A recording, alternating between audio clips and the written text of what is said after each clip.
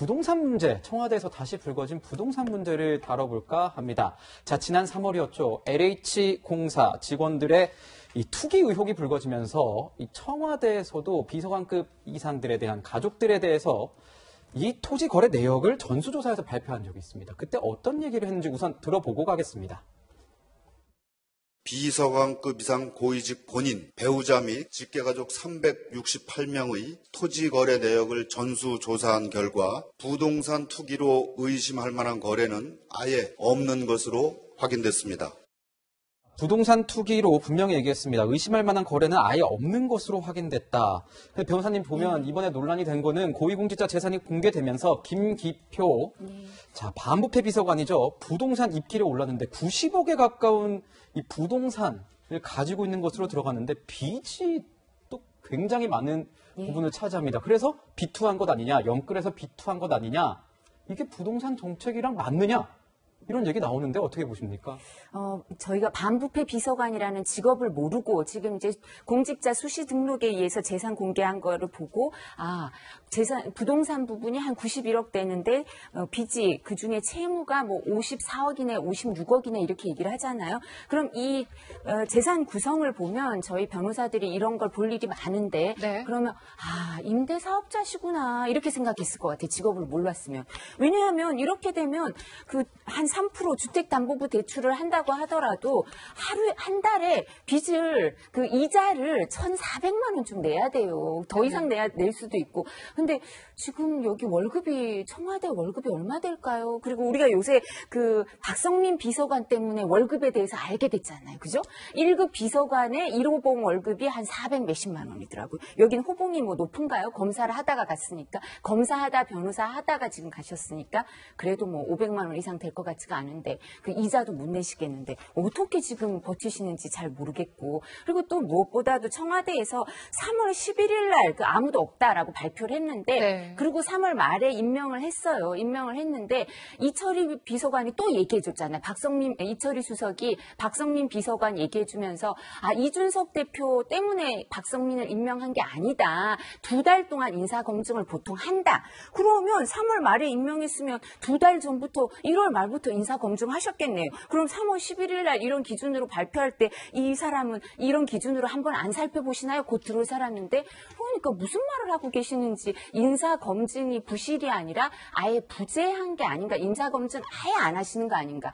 왜냐하면 지금 민정비서관, 이광철 비서관, 인사수석, 김회숙 인사수석, 변호사 몇십 년 하신 분들이에요. 그래서 딱 이거 재산 목록 보면 다 견적이 나오거든요. 근데 왜 이분을 하셨는지 다른 훌륭한 분들도 민변 출신이나 국정 철학을 공유하고 반부패 비서관으로 공직 기강을 세울 수 있는 분들 많을 텐데 왜 하필이면 이분을 하셔서 이렇게 국민들한테 상처 주는 이렇게 막 50몇 억씩 대출받아서 부동산을 사야 되나 보다 이런 생각을 하게 하시는지 잘 모르겠습니다. 지금 뭐 김기표 비서관의 부동산 재산을 두고 정치적으로도 논란이 확산되고 있습니다. 정의당에서도 이제 경질을 해야 된다, 사과를 해야 된다 이런 목소리까지 나왔어요. 교수님 청와대 인사 검증 시스템 방금 변호사님이 문제가 있다라고 지적을 해주셨는데 교수님의 견해가 어떤지 궁금합니다. 저는 동의합니다. 그러니까 지금 이게 67억짜리 건물은 거의 굉장히 부자 아니고선 사실 가질 수가 없는 거죠. 그리고 거기에 50억을 대출을 받아서 한다는 거는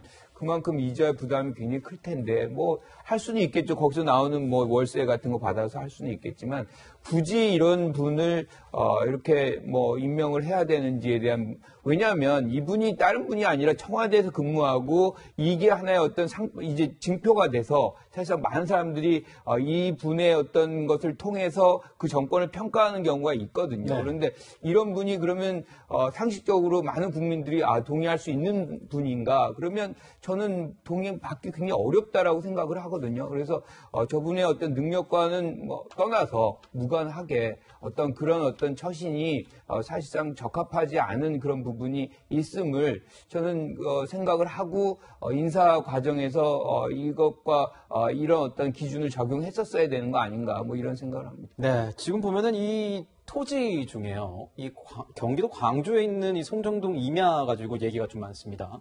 보면은 이 개발을 노리고 이 토지를 주변에 개발을 그 수혜가 있으니 한번 이걸 사놓은 게 아니냐, 그 특혜를 얻기 위해서 이런 얘기가 나오는데 뭐 우선 청와대 쪽에서는 아니라고 얘기는 나왔습니다. 아니라고 이제 부인은 하고 있는데 어떻게 보십니까? 이 토지 문제는 어떻게 봐야 됩니까? 개발 이익 노린 게 아니면 경기 광주 송정동의 임야 480평, 무려 500평 가까이를 5천만 원 가까운 또 거액을 주고 왜 산 거죠?